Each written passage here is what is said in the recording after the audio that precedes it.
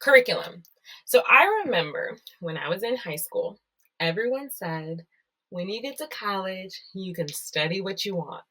And this is because I was taking these classes where, I was like, I don't really enjoy this class. And I was like, don't worry, when you get to college, you can study whatever you want. And the lie detector test determines that was a lie. For most schools, you have something called your core curriculum, which are essentially general education requirements. And these education requirements look very similar to what I was taking in high school. I had to take some sort of math. I had to take some sort of English courses. I had to take some sort of science, some sort of technology. And yes, there was freedom in every category. Like I didn't have to take Calc 1, Calc 2. I could take statistics. So I could kind of do it that particular way. Under social sciences, they gave you like over 50 courses. I can take linguistics. I can take anthropology. I could take political science. I could take African American history. I could take, all of these different things, US history, world history, European history. I can do all of those things. And I just had to take a class that fit that category. But you do have to take some sort of balanced degree courses before or while you're taking your major courses for graduation. So usually your graduation requirements will consist of your general core courses or the core curriculum, plus your major courses, plus electives. So those general courses are the ones that, like I said, they give you the categories, and within those categories, you can pick a different course that fits you. So you can kind of have a little bit of flexibility. And because a university or a college is a little bit larger than your high school, you probably have a lot of options, but you still have to do it. So I still had to sit through, I think I took pre-calc or something like that. And so I just remember thinking, I thought I was going to be done with this. And I wasn't. If you didn't have language a certain amount of years in high school, I had to take 4 semesters of a language in college. So just know and be ready to do that.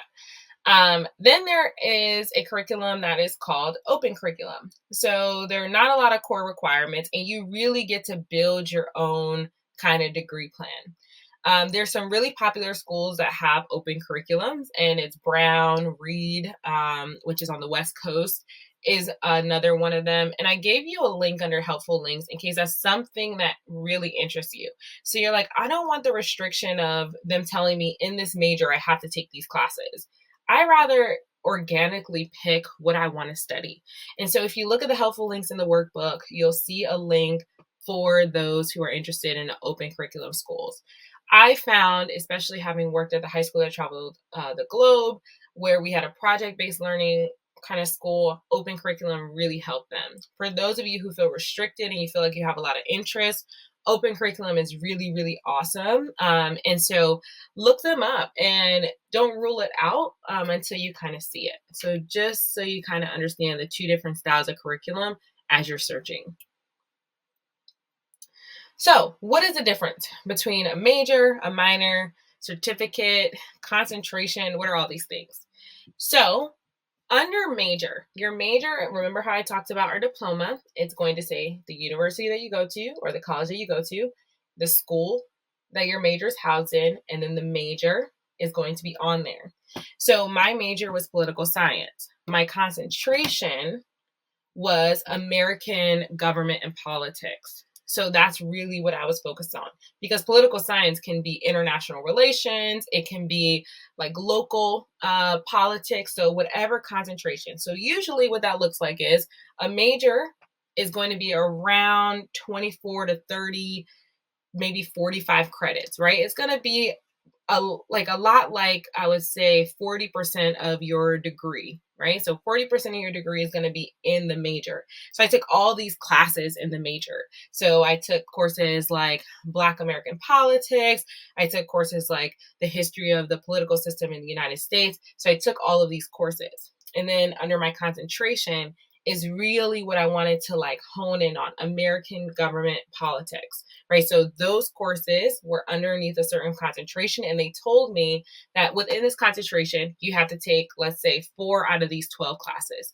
So again, remember that curriculum slide where even though I was in a kind of a a closed curriculum, I still had freedom and flexibility. So a major and a concentration just helps to like kind of streamline everything that can go into a major. So if your major is going to be art, your concentration might be painting.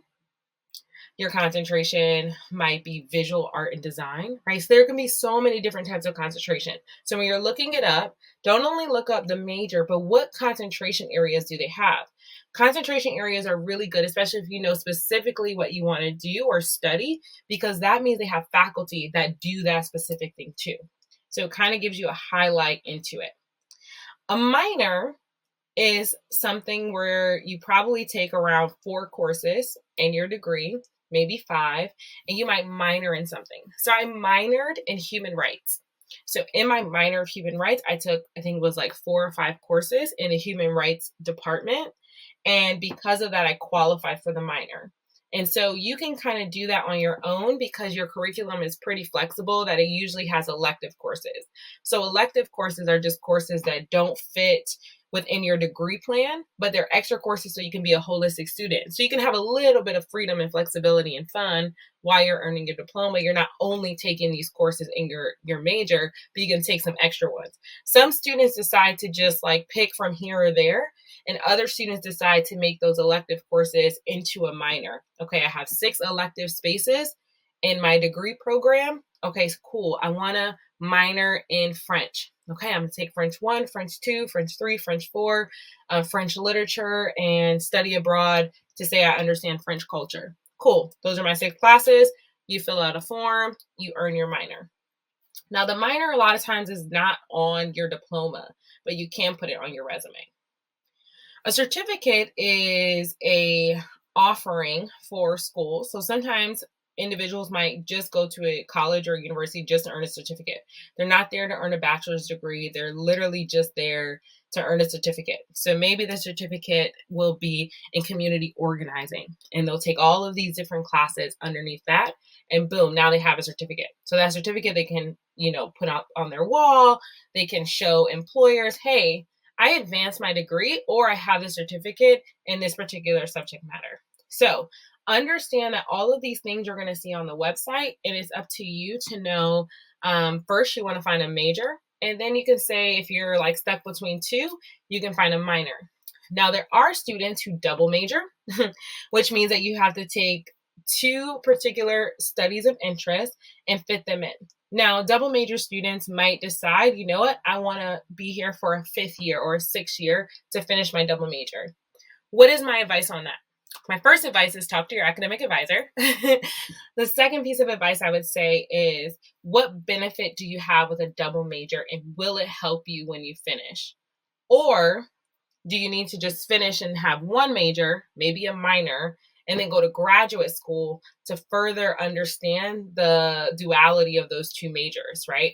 What could you do? What serves you well? So there's a lot of little tricks that you want to know. And so if a double major helps you stand out for graduate school or for a job that you know that you're looking for, absolutely go for it. But you always want to ask yourself, what is the price? And not just financial price either. What is the price of you taking 6 classes a term? What is the price of you always spending your summers taking courses? Are you able to do all the things that you want to do in your college experience if you decide to double major? Again, I advise you decide. So that's totally up to you, whatever you want to do, but you always want to weigh the pros and cons of every single thing and make the best choice. But I have definitely seen lots of students double major, have a life, and do it really, really organically. Okay, so there's degree types. So the associate's degree, the bachelor's of arts, the bachelor's of science. So the associate's degree, you'll earn a lot of times at a community college. It's 2 years. Usually you can transfer those credits to complete your bachelor's degree, or you can just have your associate's degree and be great in the world.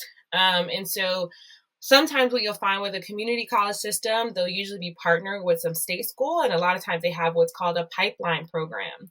So the pipeline program allows you to finish and automatically get into this particular state school. So you can ask them about that. Hey, do you have any programs that you partner with any state schools where I can go from here to there? And so the state school, the larger state school will accept all of your transfer credits as long as you have usually a C or higher. And so that's usually something that you can look to. A bachelor's of art and bachelor's of science, you'll see it as a BA or a BS. Both of those are going to take on average 4 years.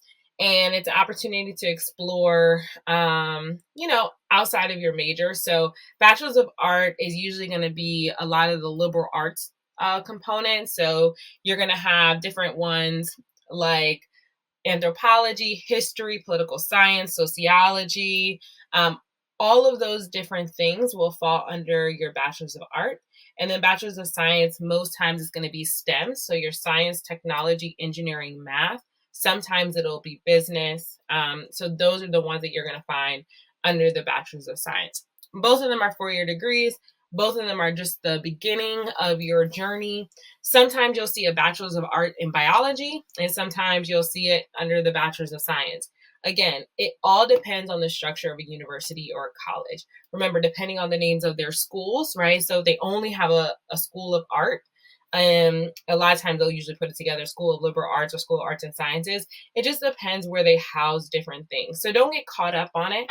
I would just look at the courses, and you'll learn how to do that a little bit later in the program, and just see if it's giving you what you need. So if you have a bachelor's art in chemistry versus a bachelor's of science in chemistry, as long as you look at your courses and you're prepared to do the next thing, and you can kind of look at, hey, what are their alumni doing?